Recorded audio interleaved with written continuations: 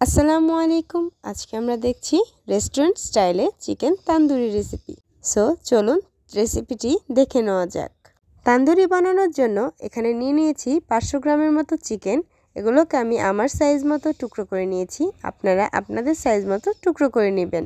দিয়ে দিয়েছি 2 টেবিল চামচের মতো রাঁধুনি তান্দুরি মশলা। এখানে দিয়ে দিয়েছি 2 টেবিল চামচ ধনিয়া গুঁড়া। এরপরে দিয়ে দিয়েছি 2 টেবিল চামচ সয়া সস। দিয়ে দিচ্ছি টক দই। এটা কিন্তু আমি ঘরেই বানিয়ে নিয়েছি, আপনারা চাইলে ঘরেই বানিয়ে নিতে পারেন অথবা কিনাটাও ব্যবহার করতে পারেন। এখানে কিন্তু হাফ কাপের মতো টক দই ব্যবহার করেছি। দিয়ে দিচ্ছি হাফ চা চামচ গোলমরিচের গুঁড়ো। এবার দিয়ে দিচ্ছি 2 চা চামচের মতো মরিচের গুঁড়ো। এগুলোকে এবার ভালো মতো মেখে নিতে হবে। এগুলোকে আমি মেখে প্রায় আধা ঘন্টার মতো ম্যারিনেশনের জন্য রেখে দিয়েছিলাম। আপনাদের হাতে সময় কম থাকলে ম্যারিনেশনের সাথে সাথেই ভেজে নিতে পারবেন, বাট আমি সাজেস্ট করব ম্যারিনেশন করে 1 থেকে 1.5 ঘন্টা রেখে দেওয়ার জন্য, তাহলে মাংসগুলো খেতে ভালো লাগে। এবার একটি প্যানে সামান্য পরিমাণে তেল দিয়ে এগুলোকে আমি শ্যালো ফ্রাই করে নেব। এগুলোকে কিন্তু ডুবো তেলে ভাজা যাবে না। এগুলোকে আমি মিডিয়াম টু লো ফ্লেমে ভালো মতো উল্টিয়ে পাল্টিয়ে লাল লাল করে ভেজে নিব। এইভাবে রেসিপিটি বানালে আমাদের বাসায় কিন্তু সবাই খুবই পছন্দ করে এবং সবাই খুব মজা করে খায়। সো আপনারাও অবশ্যই একবার ট্রাই করবেন ঘরে।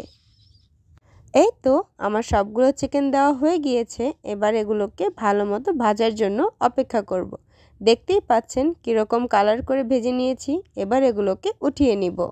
মাংসগুলো উঠিয়ে নেওয়ার পর প্যানে হাফ কাপ তেল দিয়ে এর মধ্যে 1 চা চামচ আদা বাটা, 1 চা চামচ রসুন বাটা দিয়ে ভালো মতো ভেজে নিতে হবে। এরপর ম্যারিনেশন করা যেই মশলাটা ছিল ওগুলোকে আমি হালকা একটু পানি দিয়ে ভালো মতো মিক্স করে এর মধ্যে দিয়ে দিচ্ছি। এবার নেড়ে চেড়ে ভালো মতো কষিয়ে নিতে হবে। পানিতে একটা বলক চলে আসলে এখানে আমি দিয়ে দিচ্ছি হাফ কাপের মতো পেঁয়াজ কুচি। পেঁয়াজগুলো কিন্তু আমি বড় বড় সাইজের কেটে নিয়েছি, বেশি মিহিম করলে এগুলো গলে যাবে। এখানে আমি দিয়ে দিয়েছি 3টা থেকে 4টা কাঁচামরিচ কুচি, দিয়ে দিচ্ছি হাফ ক্যাপসিকাম।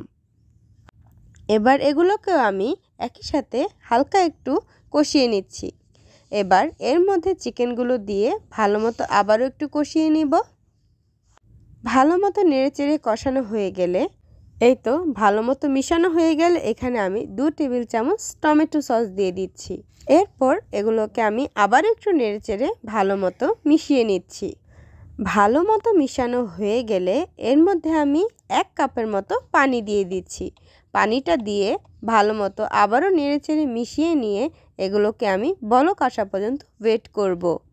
অল্প খরচে যদি এভাবে বাড়িতে বসেই আমরা চিকেন তান্দুরি খেতে পারি, তাহলে কেনই বা শুধু শুধু অস্বাস্থ্যকর জায়গায় গিয়ে আমরা খেয়ে টাকা নষ্ট করব। সো চলুন বাসায় একবার এভাবে রেডি করে খেয়ে দেখুন। আমি গ্যারান্টি দিয়ে বলতে পারি আপনাদের অবশ্যই ভালো লাগবে। এই তো আমার চিকেন তান্দুরি কিন্তু একদমই রেডি।